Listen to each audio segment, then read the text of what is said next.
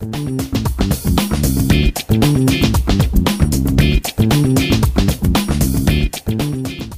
this video, we're going to see how to add a homework assignment to our CU Learn course.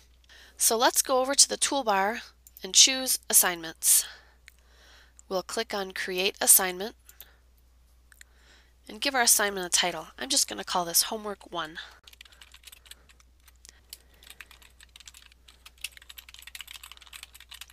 Until I assign this to some students, it's going to remain hidden. So if I scroll down here and look at Assign Recipients, I can choose to send it to all the students or certain groups of students. For now, I'm going to select all students. Now it's allowing me to hide or show the homework assignment. If you want to add instructions, you can. I'm going to add an attachment for this homework assignment. That way, if the students needed to, they could print out the homework assignment. This is handy in case they don't always have access to the internet. So I'm going to add attachment, browse to my computer, and choose my homework assignment PDF. And now I can see that it's attached. Scrolling down, it's asking, how do I want the students to submit their homework assignment? I can choose text or website. For almost all cases, you're going to choose text. This would allow the students to just type in their answers, or it would allow them to attach a file.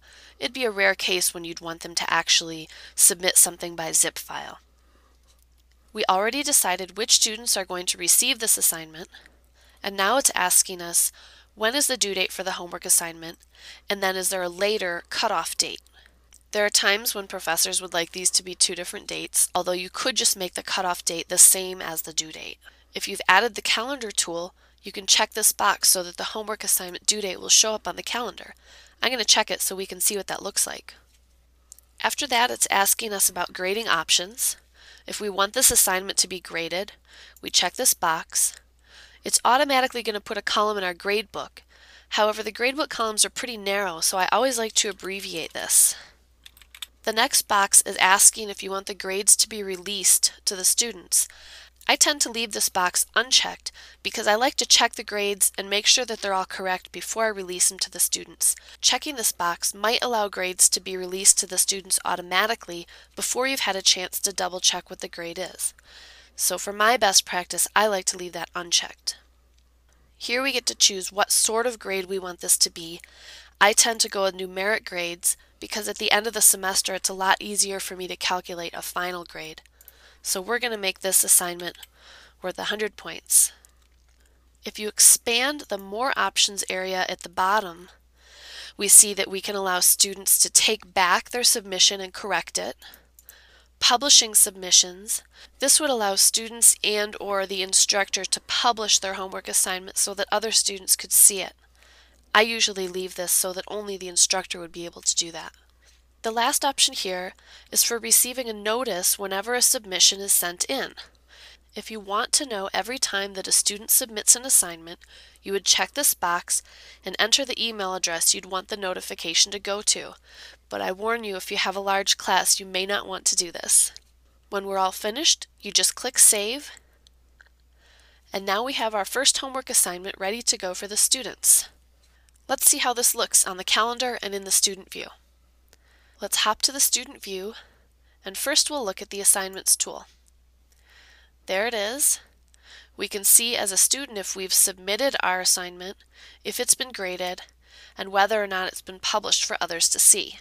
At this time, none of those things have happened. Let's also look at the calendar. I'm going to go to the next month, and there it is on December 14th. Students can click right on this link, and it's going to open up all the details they would need for the homework assignment. As you can see, we have the due date. It indicates that they're not working in groups. This is an individual assignment. The grading criteria, whether or not they've made any attempts at this assignment already. Here's the attachment that I put on with the instructions for the homework assignment. Students could click right on that and have a printable view of the assignment. This is handy in case they don't always have access to the internet. They could print it and take it with them. Let's close that window and look at the rest of this. Here's where students could type in their submission or attach it as a file. They could also include a comment for the teacher. And then at the bottom, they just submit the assignment or save it as a draft if they want to finish it later. When they click Submit, it'll double check to make sure that they want to submit it. And then it'll let them know that they've submitted the assignment and when they submitted it. Going back to that original page, we click on Submitted, and it has that information there as well. Those are the basics of creating assignment for your student within CUlearn.